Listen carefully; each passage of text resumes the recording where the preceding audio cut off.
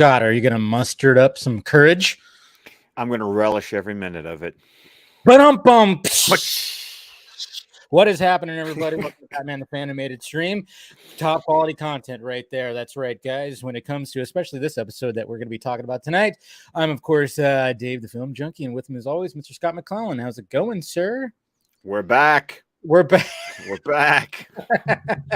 Scott, you were on a little bit of a vacation this week. Yes, yeah. I was. It was very nice. Thank you for everyone who mentioned about missing me on the vodka stream. But yeah, I was up in the Smoky Mountains. Yes, up in the Smoky Mountains, relaxing, recharging the batteries, doing all that while we were talking nonsense on a stream into the wee hours of the night, sipping vodka, sipping whatever. I forgot what the two boys were sipping. Some kind of wine drink that's from like they saw it a Viking. Oh, it's mead. Like I remember, yeah, it's kind of funny because when you're like, "What's mead?" I was like, "Hey, you don't know what mead I don't know what is? I don't. I've never heard of mead. I think I've maybe like when they were explaining it, it was starting to, ring some bells, but when they said mead, I was like, what? It's actually quite delicious.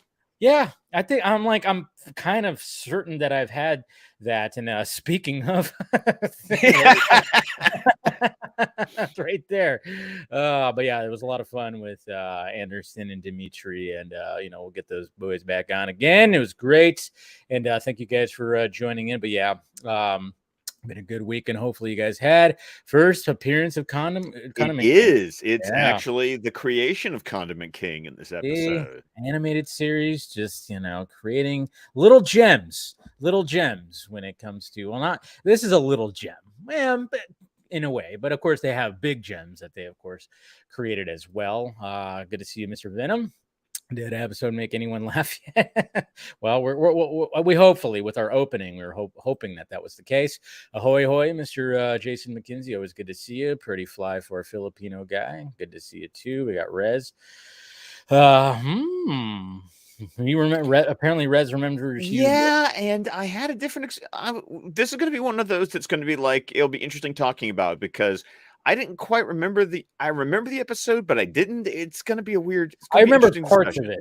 I remember parts of it. And there were certain parts that I remembered, and then there were certain things or not. But hi, Kat. Good to see you. Always good to see Katniss there. And then, of course, yes, good to see the boys from Ion Stone podcast as well. And then, of course, we got Mr. Eric Blake. Lockup was almost an older Jason Todd. Yeah, I could, there's some correlation there, maybe, I could see where you're making that. But yeah, we're talking about Make 'em Laugh and a Joker episode. And I will say, rewatching this episode, there is some Killing Joke vibes. Somewhat. And that's the thing is that I'm trying to remember when this episode had come out, I don't think I had read The Killing Joke yet. Or maybe I had, and I didn't quite make the connection, but the idea of, as Killing Joke suggests, one of the possible origins for the Joker being that he was a failed stand-up comic, makes a lot more sense in this episode if you've read The Killing Joke and you probably know what the writers are like calling back to. Yeah, you could definitely get the vibes from it obviously, when you see this certain character that takes the stage, you already know who it is. And, obviously, if it's an episode called Make 'em Laugh, we're already going to guess that this is definitely going to be a Joker episode. But it does get campy. It is pretty campy, this episode. It's Batman. It's 66 Batman-esque. And I think that was almost intentional in the way that they created the comedian villains, was that it was like, this is a villain you would have seen on the 66 show. Exactly. And this is a Bruce Timm written episode. No, Paul Dini co-wrote the episode. Paul Dini co-wrote the episode with Randy Rogel. And if I remember correctly, I think this was a Boyd Kirkland directed episode. Oh, okay. So when I was watching, I saw the credits for some reason. I don't know.Maybe I just had Bruce Timm on the brain because recently he's been, tweeting. He actually joined Twitter. I mean, it was he joined Twitter and started being like, "You guys want to see some art?" And it's like, yes, please show as much as you want, Mr. Timm, please. And we can't wait for more when it comes to the Cape Crusader. please.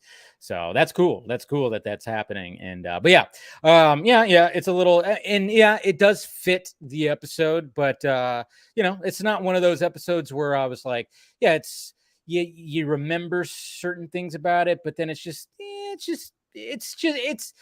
a decent Joker episode because decent's a good word for it. yeah. Hey, here's a thought I've been having, Dave, because Okay. we've been a little rough on some of the episodes lately. Mm-hmm. And I'm wondering if there was maybe, I don't know, an intentional re-steering. Because once again, when it became The Adventures of Batman and Robin, it became the new episode started airing on Saturday mornings. Yeah. Instead of being the weekday afternoons. And I'm wondering if we're just, I'm going to put air quotes around this, but suffering from this suddenly becoming a Saturday morning cartoon. Like, because we've said how the series, we get some winners, like Second Chance or, Bullet for Bullock. You get some home runs there. But we've been a little bit more tepid on a lot of episodes in season 2. And I'm wondering if that switch to Saturday led to, I think you're right. Maybe, I hate to say it, but a bit of a downgrade. Yeah, I think you're right. And this episode really expresses that. I mean, of course, when it came to the last episode, Lockup, that had some adult themes to it that we discussed. There's some, when it comes to politics and whatnot, that, it's a little interesting. But yeah, when it comes to this season and the fact that when they transition to Saturday morning cartoons, I would be interested to hear that from Bruce Timm or Paul Dini or any of those guys.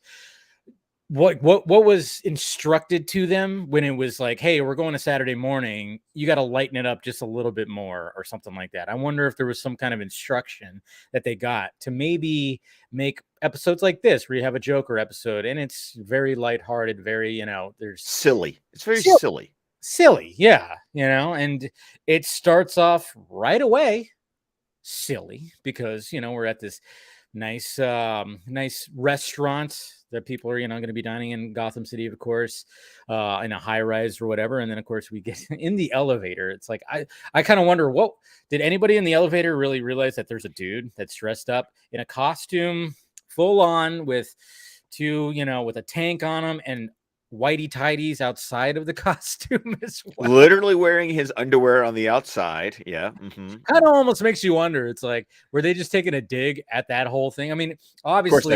Of course they were. Yeah, because obviously that's always like a debate in this, superhero culture, the undies outside of the costume. And of course, that's been resurrected, even though not really resurrected because it's always an issue. It always seems like it shows up on the timeline every like 9 weeks. I just see the freaking debate about the undies outside. And of course, now we're kind of wondering, is James Gunn going to put the undies outside of his Superman?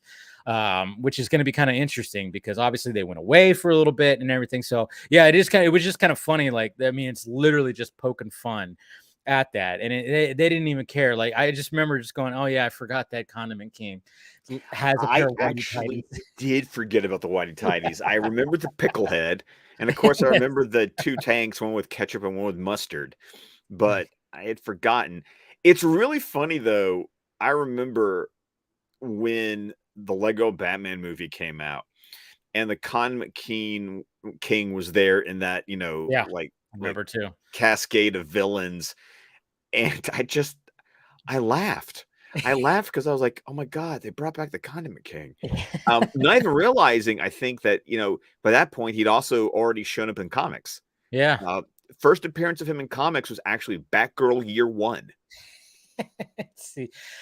Yeah, I remember, even just, before, just I was like, when did he end up showing up in the books? And it was like, yeah, he's shown up in the books. And then of course, when it came to Lego Batman, yeah, you got to make that joke. And then of course, there's been the jokes.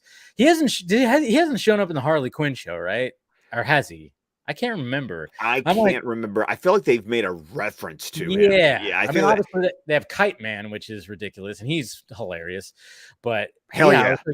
Hell yeah. Yeah, I know. So, I mean, and I know there's been other, I think there's been directors that have even talked about, joked about Condiment King, which is, it's an interesting name, but yeah, we get this whole opening scene where he's going to town, squirting mustard and ketchup on people and everything, and then of course some guy tries to like get him, and then he just takes a hot sauce packet and uses it as a way to, I mean, yeah, it's so ridiculous. And then to the point where when Batman is in the Batmobile and he hears the police scanner, he's just like, it's gonna be one of those nights. Yeah, he's like, oh boy, it's gonna be one. By the way, voice for Yes. Condiment King. Okay, not a name I recognized, but a voice I recognized. Okay, Stuart Pankin is the name of the actor.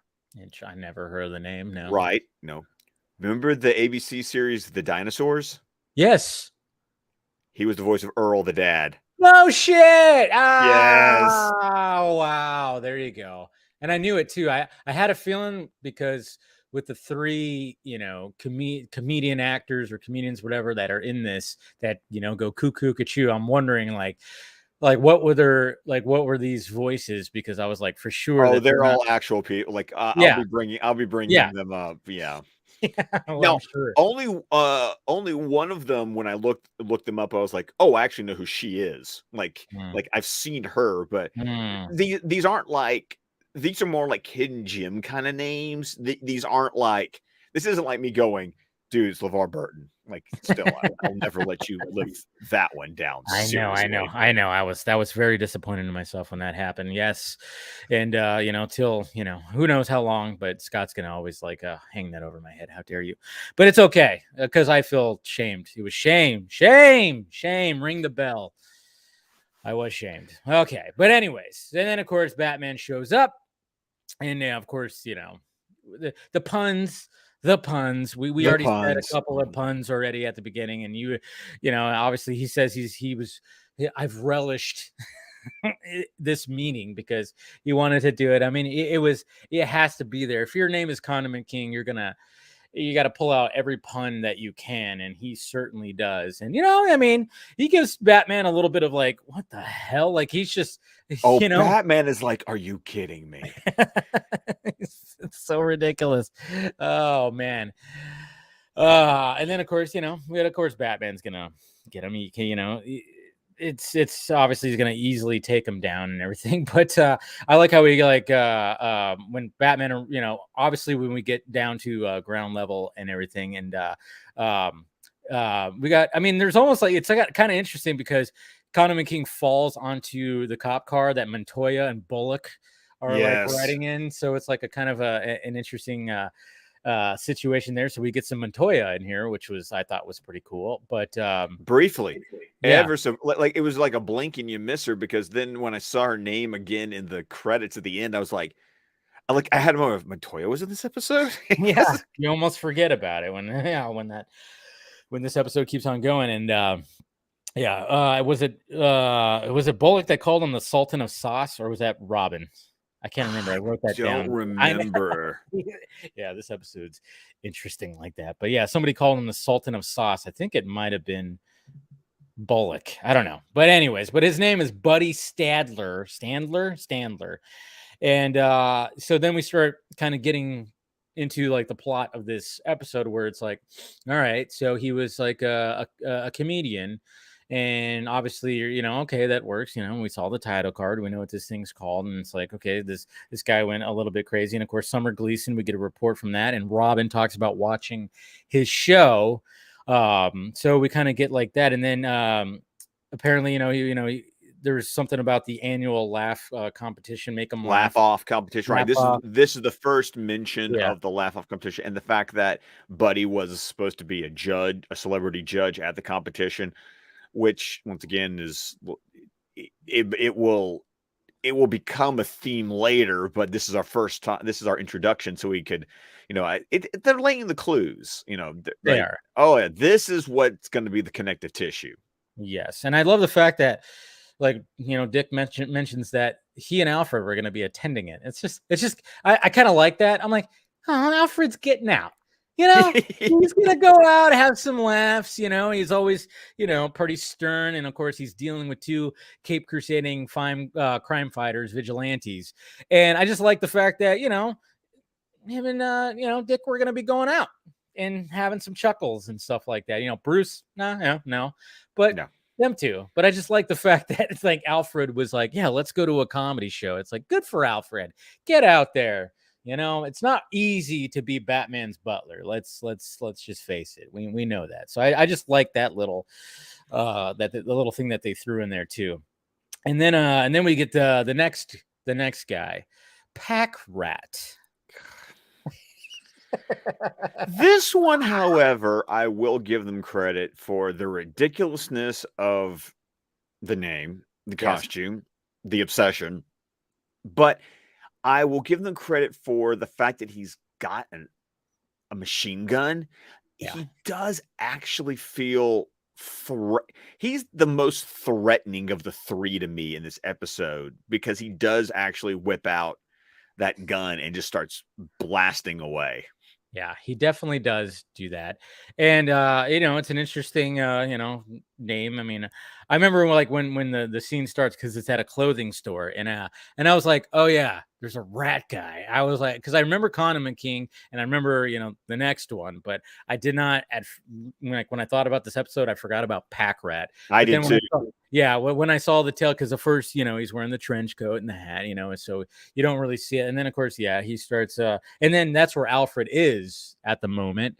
He's doing a little shopping, and he's there. And then of course, when things go down, I mean, obviously, no cell phones in that day, so he has to get to that nearest, phone to try to, call up Bruce and Dick and be like, hey, some shit's going down over here. I don't know. And then, we get that dramatic, when he's on the phone, and of course, like you said, he's got the machine gun. So then of course he shoots the phone and it goes blank, and we get that Alfred like kind of thing. Right, because we just see him on the phone. We hear the gunshots. We don't see the fact that, no, he just shot the phone. Yeah, he just shot the phone. Rat Pack is not a murderer. At Pack least, Rat. Not Rat Pack Rat. What did I say? Rat Pack? He said Rat Pack. I was like, oh, luck be a lady tonight. Yeah, that's right. Some Frank Sinatra, some Dean Martin. Why not? Some Sammy Davis Jr. Okay. Anyways, there's our little tangent right there for me messing up the order of the name. I love it. But and then of course, so we get that, and then we cut to we cut to an actress. Okay, so when we get to what's her name? I had her name right here, and I just lost. Lisa Lorraine. Lorraine, yes. So did you notice, like, when she's like talking on the phone and she's walking and everything, like, or she's watching TV and she's like kind of negotiating something, she's eating penguin chips? Did you see the label on the bag? I did not pay attention to the label. Yeah, I caught the label, and it looks like the penguin. It's a dude with the top hat, the monocle, and a little the long nose. It's very interesting. Yeah, it was. I just caught it. I paused and I went, does Penguin selling chips now? I mean, a power to Oswald for like, hey, if he, because we know that he does want to be reformed. We've already seen this before. I mean, of course, he went back to his old ways because of things that happened. But when it comes to the Rogues Gallery, he's probably the less likely to go crazy, because he's not going to Arkham. We've established that. Yeah, he's at Stonegate. Yeah, Stonegate, because he's not, so cuckoo. I mean, he was born with deformities, of course. But it was just kind of weird, because it was like, yeah, if you look at the chip bag, maybe after we play the clip, we can even go back and I'll show you the chip bag, because it's just, I was like, the penguin chips, and I wrote that. I put penguin chips. I think it's funny that she's watching her own show. Personally, of course, she seems very into herself. Yeah. Did you definitely inspired by Roseanne Barr? Like, yeah. Oh yeah, 100%. There was no question there. Okay, so voices. So Pack Rat is Grant Shoud, not a name that I recognized, and he's only notable because of the show that he was a supporting character on. I never watched the show, but it's a famous show. He played a character named Miles Silverberg on Murphy Brown. Okay. Oh, which one was he again? Like, who? What would he look like in that show? I have no idea. Like, this Okay. is actually one that they didn't even have his picture Oh on wow. Okay. So. Wikipedia. And I never watched Murphy Brown, but apparently he was in the original Murphy Brown and he was in the revival that they did. Okay. Damn, that's right. They did do a revival on that. I forgot about that. Oh, they revive everything. Okay, so then, but when it comes to Lisa Lorraine, Okay, her name is Andrea Martin. She's done a ton of things, a lot of Broadway, okay. a lot of movies. I remember her because she plays the aunt in My Big Fat Greek Wedding.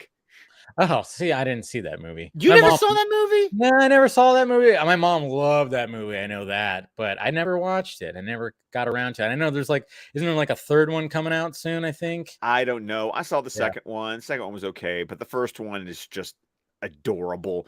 But yeah, Yeah. she was one of those actresses that, like, if you saw a picture of her, you'd go, "Oh yeah, her." Like, she Yeah. has she has one of those faces that, What's you'd her name go, again? Andrea. Andrea Martin. Andrea Martin. That does sound familiar. Yep. Okay. Yep. Seen her, and yeah, I reckon you just like you said, the face right there looks familiar, and she's been around probably in like a lot of shows. Yeah, of course. She was in Inner Space. Oh no, that's a different Inner Space. Yeah, she's been in a lot of things, but yeah, you could. Yeah, she definitely has that recognizable face. So there you go. All right. So there's the voices right there, but yeah, of course, she gets a free pizza delivery that she didn't order, but who would turn down a free pizza? Am I right? Well, when your delivery guy's wearing a purple suit, maybe you might want to like look through the peephole. I mean, this is Gotham City. Just saying. You might want to, do that, because obviously it's a Joker, and she gets gassed, and well, obviously we know that there's something here. Okay, so but I do like how they structured even like last week when I was talking about the structure of the episode. It's like, all right, we start off with Condiment King and that whole madness. Batman takes him out. Then we get Pack Rat, who's at, obviously conveniently Alfred's at the store that he's at, when that whole madness goes down. And then, of course they, Batman and Robin show up and take him down and everything. And it's goofy. It's very good. There's literally a part, we forgot to mention, like when Batman and Robin like take out Pack Rat, it's like when when he's tied up, he like his machine gun is shooting where he's like like that, like to the ground. And it's just ridiculous. But once again, he's dangerous though, because when he falls over, then he's able to, like, because the gun's pointing straight down, but once he falls over, he can actually like point the thing, and he's just indiscriminately just blasting away, which was, like I said, actually added a threat level that none of the rest of them really have in this episode. Yeah, very true. And then we do in fact get another GIF that is commonly used on Twitter. Yes. Because when they're taking on Pack Rat, he does do that whole thing. I mean, and it's to the point, and this is what I did dig about the episode, because obviously when it came to Condiment King, like I said, it was ridiculous, that whole thing. And then it was like, all right, that happened. And then Batman and Robin are now just kind of just having fun with Pack Rat, because it literally gets to the point where it's like you go ahead, sir, you take him out, by all means, it's all about you. And then of course Batman does the whole, so it's very cheeky, it's just yeah, that's what the kind of episode this is. And also noticing that we're getting, and this is also something I feel like also happens when we get to the Adventures of Batman and Robin, there isn't it like the middle of the day? Yeah, it is the middle of the day. It definitely is. Yeah. Which also feels very 66, because it's not like they're just coming out at night. It's like, no, it's smack dab in the middle of the day. And it's right in the middle of the day. But then, when he gets knocked out, they find a little something on his neck, a little chip.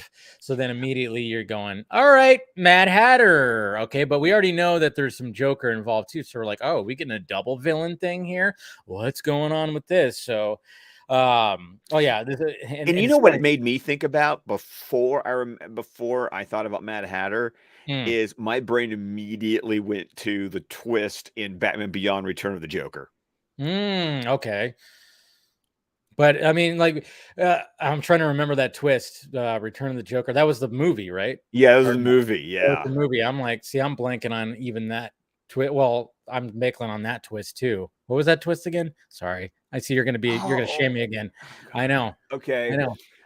Well, the whole reason Joker's able to quote come back is because of a chip on somebody who I won't.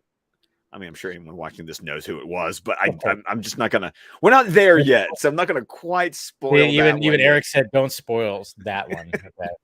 Yeah, I mean, when we get down to the Batman Beyond rewatch and stuff like that, there's just, I didn't watch it as thoroughly as, of course, Batman the Animated Series, but yeah, that's why I'm like, my brain is not even going there. And it's been a weekend, guys. Cheers. Anyways, cheers. But so we get, and then of course we initially go to obviously Batman and Robin. They go to Arkham. Yeah, they go to Arkham and they go to Jervis's cell, and he's just laying there. And then the fact of the matter, totally just, I mean, creepy. So he's suffered, basically his own technology, I guess you could say, because they find the chip on him as well, and he's just completely just zoned out, not even coherent, nothing. He's just, out of it right there. So, yeah, a little creepy. It's a creepy scene. I will say that. Right, because it's just the blank stare. I mean, I'm sorry, blank stares are creepy, man. Yeah, they are. I completely forgot about the Mad Hatter connection in this episode. Like, just blanked on that. Like I said, there's and another thing. By this point in the episode, we're over halfway through the episode. That was another thing. I had to pause the episode while I was watching it, and I realized, wow, we haven't even gotten to the comedy show yet. Nope. And we're over halfway through the episode. I remember that being like a bigger part. I did not realize how much of the episode was just dealing with these brainwashed comedians. Yeah. I thought they were dealt with, more quickly than what ended up being. I was like, no, we're like 11 minutes in, and we haven't even like gotten to like the reveal yet. Yeah. I feel you on that, because when it came on, I was like, okay, yeah, this is the part I remember this too. And like I said, this is where you start getting Killing Joke vibes, because obviously when we start like putting everything together, and then we see that Lisa Lorraine has been abducted in the paper, which Batman and Robin seeing, and it all connects to the competition, to the laugh from competition, whatever. And all three comedians were judges, and then of course we get that flashback, and we see what's even a flashback? It's Alfred's got the videotape. Let's go to the tape. That's right. I also love the fact that he like apparently was able to tuck a VHS tape like in his tuxedo. Like that was like that doesn't. Pockets aren't that big. Hey, if Batman and Robin can hide all kinds of things, oh man, if they can just reach behind their back and suddenly everything comes out of that belt, I get it. You got to suspend that disbelief, man. But credit Alfred for remembering, because he's the one who brings it to Batman's attention. He's like, I think there's something you need to see. I've already queued it up. And I'm like, well, good on you, Alfred. Again, this just shows me that Alfred is a big fan of stand-up comedians. Because him and Dick were going to go to the one this year, and the fact that he had this already ready to go, Alfred's guy, he has funny quips and everything, and he's said we've seen them many times where like Alfred has like thrown out something there. Alfred's a funny guy. And he appreciates stand-up. That's what I'm getting from this. I'm digging way deep, guys. Totally digging way deep on this, but I just love the fact of that, and the fact that he already had it ready to go and was ahead of the curve when it came to figuring this whole thing out. And then of course we watch it, and we get this comedian smiling sketchy rim shot. And we also get another voice, by the way. Who's that? The host of the Laugh Off, who will come back later. Now, this was a name I recognized. Okay. Did you recognize the voice at all? I did not. It's Richard Jenney. No shit. May he rest in peace. Yes, I know. Very talented comedian. If you don't know who Richard Jenny is, look him up. Very, very funny. He was in The Mask. He was in The Mask. He was Ipkiss's best friend. Yes. I watched The Platypus Man. So yeah, I didn't see that one. I should watch that though, because when I pull up old bits of like Richard Jenny, I mean, he was a funny dude. He was definitely a funny dude, but he had some demons. He definitely did. From what I've heard listening to other comedian podcasts, which is one of the reasons why he's no longer with us. And again, may he rest in peace. One of the greats when it came to the 90s for sure. So, oh yeah, wow, it was a UPN. It was a UPN series because I remember because I was watching that along with like. I think like one of the Star Trek shows. I think Voyager was on UPN at that time.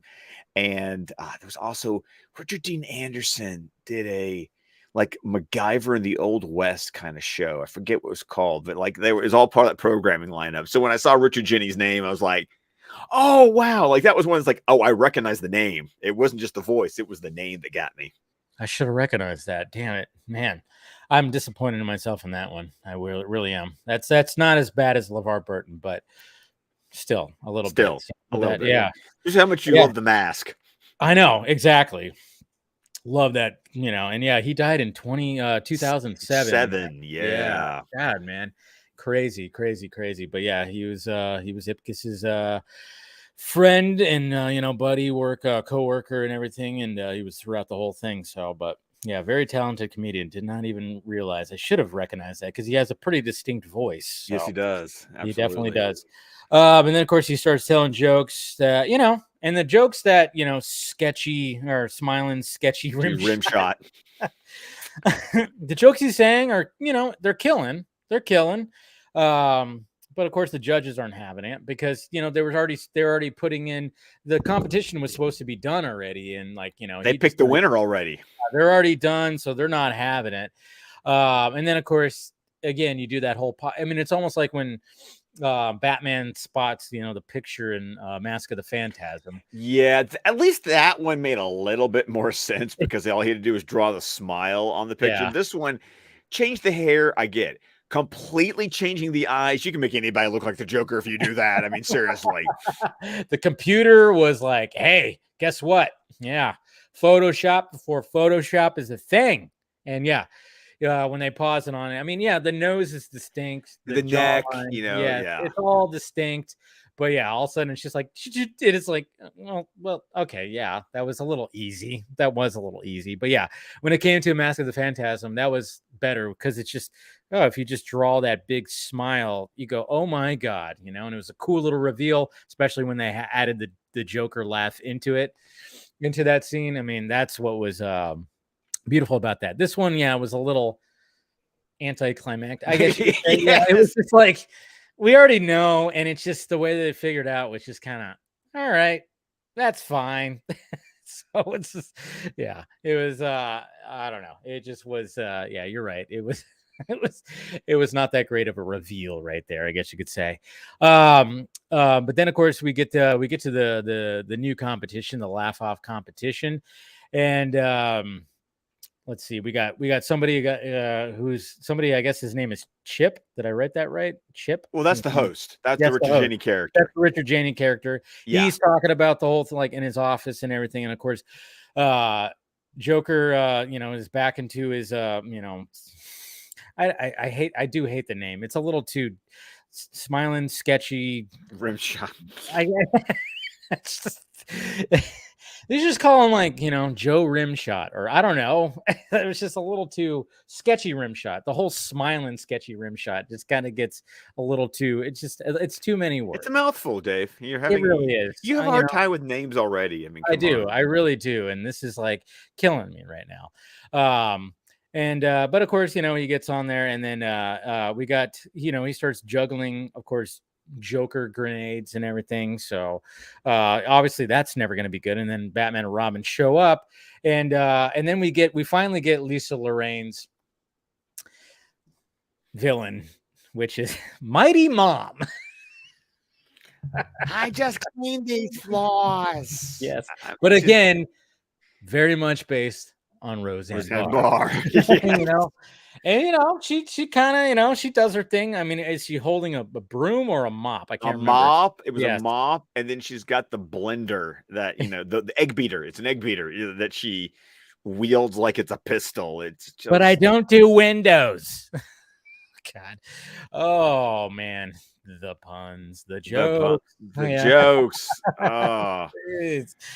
Oh man. And then of course, things are happening. Robin goes after her while Batman goes after the Joker because it's already revealed. Obviously, he reveals that it's the Joker. He takes off the disguise. And it's kind of funny too, because when you see the original tape, it's in black and white. But then when you actually see him in live person in that disguise, I didn't realize. I was like, oh yeah, look at that. The hair is like, big time red or orange. Big time red, yeah. Yeah. But I do appreciate also that they as part of the reveal, he takes a rag and he like wipes his face because it's kind of reminds me of what Nicholson does in 89, where he's putting flesh colored makeup over the white skin. Still love the bit about that, that when he after he electrocutes the guy and he looks like he's wiping the flesh colored makeup off. The trick was he was actually wiping the white makeup on to create that effect. I always think that was like, when I learned that, I was like, that is so cool. Yeah, because when you're a kid, you're kind of going like, you're kind of going, wait a minute, and I remember as a kid kind of being almost confused by that. But when you watch it as an adult, you're like, oh, and then like you said, you break it down, like obviously like within the story, he's wiping off makeup, but when they had to shoot it, he's wiping on makeup. And that's what I thought. Yeah, like you're right. That's cool how they did that. And, it's just like one of those things when as a kid, you're kind of like, oh, well, wait a minute, or whatever, because, but yeah, it was just, I like how they did that. They did that like reverse thing because, get out of here, and stuff like that. That's a good scene, of course. But, and then of course we get Batman. And then, speaking of Batman 89, anybody notice this balloon? Yes. The outside of it. I mean, come on. Little Batman 89 vibes when it came to it, of course. But Joker steals the trophy, and and this is where we're gonna start looking at the clip here because it's campy, it's a little cheesy, but it's Batman Joker standing off, and we always, who doesn't like a little bit of that? So here we go, right here. I love that face right there. Stay back. You've hit a new low, Joker. Yes, you have, you Joker. Would ruin 3 lives for a silly piece of tin.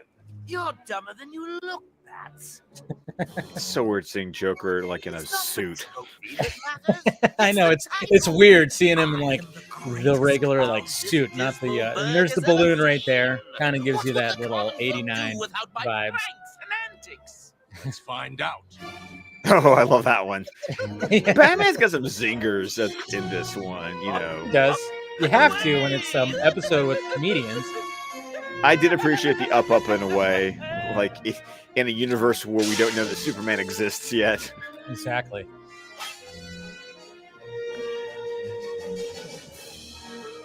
Michael McCutcheon did a really fun job with the score of this episode. Score feels very Tim Burton-y.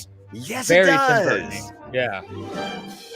And I mean, big time Tim Burton-y. Like, Elfman-esque, I guess you could say. Yeah, but it fits, Yeah, it really does. I like that shot right there. Oh, yeah. Remember the old saying, dying is easy. See, comedy is hard. It's a good line. It's a good line. It's actually a classic. Peter O'Toole says it in the movie My Favorite Year. Dying is easy. Comedy is hard. Join the party. Yeah, Robin coming in to save the day. Oops, don't do that move. I do appreciate that. Yeah. Now that's goofy as hell. This is cheesy right there. It's like, the whole thing about getting a trophy stuck over. I can't see. Someone turn on the lights. But I did appreciate him stabbing the balloon with a knife because he's trying to stop from falling off the balloon. But then you get this gag right here where it's like the grappling hook, and then they're smiling, smirking. Easy ending. But the music is great. I love the score though with it. I do appreciate that the balloon is like, because it's slowly losing air, it just brings him right down. Right down to it. And then he gets laughed at. You for this, Batman. No one upstages me and lives. And lives. You've been trying to kill him for how long? Is there a problem, officers? That I didn't mind. Like that's a funny gag. I didn't mind that. What's so funny? The fact that he hasn't pulled his pants up yet is kind of I know, like, right? Really? And he trips over himself. But no, that is a funny line where he's like, "Is there a problem, officers?" And then he goes that, that little, that's Mark Hamill. Fantastic. That's what's so great about that. But yeah, and of course, Joker gets taken away, and the episode's over. The episode's over. We come to a close to this. Did you laugh? A little bit, maybe. I don't know. It's one of those episodes. It's goofy. It's Saturday morning cartoon, like a mother effer right there. Yeah, it is. Yeah. So. And again, I would actually like to hear, what instructions they got when it did translate, because I didn't really think about that until you were like mentioning that at the beginning of the episode, and like, it's like, yeah, they probably were like, hey, you got to lighten. You can't have stuff like feet of clay. You can't have that. Which, I did want to, speaking of feet of clay, I kind of wanted to get your opinion on this whole like Clayface thing that happened over the week. Yes, I appreciated your Film Junkie Live talking about that. I would, because people, like you said, people don't think about, what Basil Carlo looked like in those original stories. Like they didn't go for, he wasn't a shapeshifter yet. No. Because the Golden Age didn't go all sci-fi. That was Silver Age when we went all sci-fi with our characters. Started being, a little bit. But I mean, if they could do something like that and that fits in Matt Reeves' world, if you just have like that, that story and and the fact that he was just like a madman that loses his mind, but maybe add a little bit because there was somebody that did some art that had like the I thought that was pretty, that would fit in Matt Reeves' world. So I mean, I guess we'll see. But it just kind of made me go, and that's why I kept emphasizing, hey, Batman the Animated Series revamped Clayface into that monster that we know of right now. And then, like I said, we talked about it when we talked about part 1 and part 2. But yeah, it's just like one of those things where it's like, yeah, you got to think more Golden Age and maybe even a little Silver. Yeah. But yeah, I think it could actually work. And if Matt Reeves, whatever Matt Reeves does, I think. Right. And if it is Matt Reeves or if it's Mike Flanagan doing like a Black Label Elseworlds movie, I don't know. That was the problem with that Deadline article is it was sketchy as all get out. Because we heard about him pitching that before, or at least like saying that. Yeah, I think on Twitter, like, I don't know, a year ago or so, said that he'd be down to do a Clayface movie or whatever. Mike Flanagan, I trust. I'm just saying, I love Mike Flanagan. Exactly. There's not really anything that I could say that he's done bad at all. I mean, you got Dr. Sleep. You got what was the series that he did? Oh, he's done lots of series on Netflix because he did like The Haunting of Hill House. Haunting Hill House. What was the other one? Midnight Mass. That was that. God, such a good freaking such a good. And I will series. And don't. On Gerald's Game on Netflix. That was another one. I still have to watch that. That's with Scarlett Gugino, right? Yes, and Bruce Greenwood. Yes. I need to watch that. That was dude. On the list. Yeah. There is one scene where I just like literally it was just like, is it over yet? There's a scene like that in the movie. But once again, anytime Mike Flanagan does Stephen King, it's like, yeah. Keep doing this. But anyways, back to this episode. I think we've pretty much covered it. Like I said, it's just one of those. It's not deep. It's that, and that is so frustrating to me. So we've had such wonderful conversations. I mean, we've watched 83 episodes and a movie so far. Yeah, and it just feels so bad that as we kind of wrap up the original run of the series, that we're just kind of like, like we get kind of a lot more, and it just. But it's also, I think Julian pointed this out one time when he gave us a review and he talked about the fact that he appreciated how we don't just watch every episode with these rose-colored glasses. Now we'll call out we'll call out the weaknesses when they're there. And like you said, it's not a bad episode. But we're saying this a lot. We keep on saying it's not a bad episode. It's just kind of a meh episode. Yeah, and there's nothing wrong with that. I mean, when we're 83 episodes in, it's just going to happen. You know, there's going to be those gems that everybody remembers. We've talked about, and we've talked about, you know, big time. And then there's, you know, most of the time we're pretty simpatico when it comes to certain things. But then there's been times like even last week when you know, we had a great discussion about Lockup, and I was like talking about the flow of the storytelling, kind of made you turn around a little bit on the episode, you know, and that's going to happen too. So that's what's great about these discussions. You Exactly. know?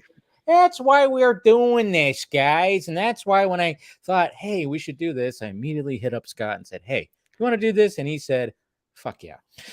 There you go. All right. What do we got next week? The penultimate episode of the original run.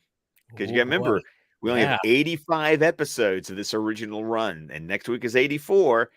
And we've got the episode Deep Freeze. Deep Freeze. Oh, so we get a return. I'm trying to remember this one too.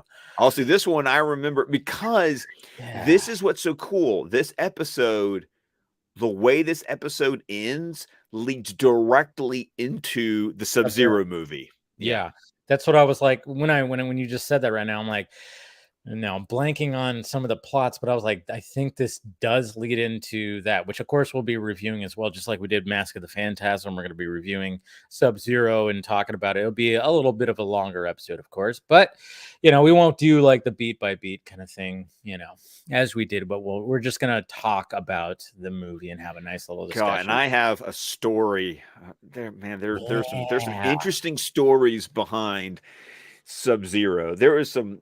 That's one of those movies where the production history of that movie, is a discussion all its own. I'm sure it is. Because I mean, this one didn't get a theatrical, right? Or did it? No, it was direct. It was direct to video. Direct to video. Yeah, direct to video. Yeah. But it had some problems. Based on things outside of its control, and so we'll be there in a couple of weeks when we talk about Sub-Zero. That's going to be a great one. And I think I've convinced Dave for my little little bonus episode. So. You did. We're going to have a little bonus episode. We won't talk about it yet, but Scott, after last week, we talked about it, and I was like, oh, that is interesting, and I'm like, yes, let's do that. So we're going to have a little bonus episode when it comes to all this with something that's maybe not a lot of people know about, because I sure as hell did not. And I thought, deep cuts. Seriously a deep cut. Yeah, I had no idea about this, but I'm all about it. So there you go, guys. Deep Freeze next week. We'll be talking about that. So make sure you watch that episode and spend some time with us discussing it. All right, go ahead. Let's send this off. Well, of course, you can find me on Twitter at ScottDC27. You can find my podcast at DC Squadcast, wherever podcasts can be found. We're on Vero, Facebook, YouTube, with the entire network of shows at squadcastmedia.com. And we're a fan-supported network, so if you head on over to patreon.com/squadcastmedia, we'd appreciate $5 a month. Gets you access to exclusive RSS feed of over 400 pieces of content. I think I need to talk to Tim about this, but we probably need to be recording a new episode soon, because that Blue Beetle trailer drops tomorrow. Ooh, that's so right. I think the next episode will need to be a Squadcast episode breaking down. I don't know. Is it going to be like, I don't know. Is this like a 1 minute teaser trailer? Is this like a 2 minute like first trailer kind of thing? You know, if we fall, I think it's gonna be like a 2.5 minute trailer, to be honest. I remember reading something that it's gonna be not just a teaser. We got a little teaser today. And yes, we did. Yeah. And I was like, you know what? I liked what I saw. Just saying. I liked what I saw. So yeah, that'll be definitely. Anything else? That's it. That's it. All right. Yeah, and I'll be talking about it tomorrow too. I'll be talking about the Blue Beetle trailer tomorrow. Might even be the entire main topic of the show. It might just break it all down, because it is showing up. There's some trailers that are showing up this week. There's a lot of trailers showing up this week. We got one just before we started here. The Secret Invasion trailer dropped. Yeah, I need to watch that one. Watch it. I'm like, yes. After it's just it's espionage, it's spy, it's Nick Fury. And the poster goes hard. The poster goes hard, and when you have Sam Jackson, you start off a trailer with him just doing his strut, walking with a gun. And I was like, immediately, I'm like, yeah, it's just Sam Jackson, starts off with him just doing his Sam Jackson strut, holding a gun. And it's like, all right, yeah, this is it. And sure enough, I was like, oh man, it looks really good. It actually does look good. So, all right, guys, make sure you smash that like, thumbs up, subscribe to the channel, do all that. Like I said, talking about, Blue Beetle. I'll be talking about that tomorrow as well. I'll probably do a live reaction as well, and then we'll break it down and all that stuff. It's going to be very difficult to not watch it because it's probably going to drop in the morning. I'm going to be like, so we'll see what happens, but yeah, it's going to be difficult, but anyways, yeah, do all that. And then, of course, next week, we got Deep Freeze. So make sure you watch that. Same bat time, same bat channel. We will talk to you guys later.